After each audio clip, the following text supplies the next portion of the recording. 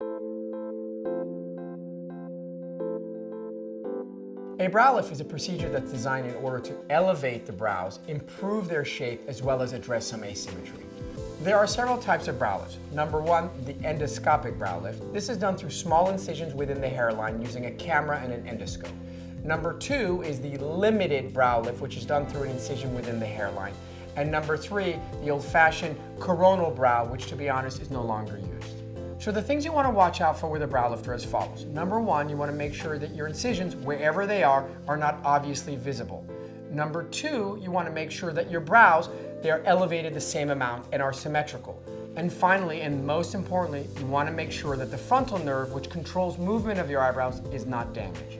First of all, I'm a big fan of both the endoscopic as well as the limited brow incision approach. The key is picking the right procedure that you need. While the endoscopic sounds attractive, it's not always the best choice. Second is making sure your incisions are closed well. Lots of surgeons use staples to close. I only use sutures. You have to bring the edges together so that they then heal well. And finally is making sure that there is no damage to your frontal nerve. That is done by taking your time and being incredibly meticulous. Recovery from a brow lift is actually quite easy. At the end of 1 week, you come to the office, we'll remove your sutures. You have very limited swelling and almost no bruising. The reality is that within 4 to 6 weeks, no one will know you ever had this procedure done.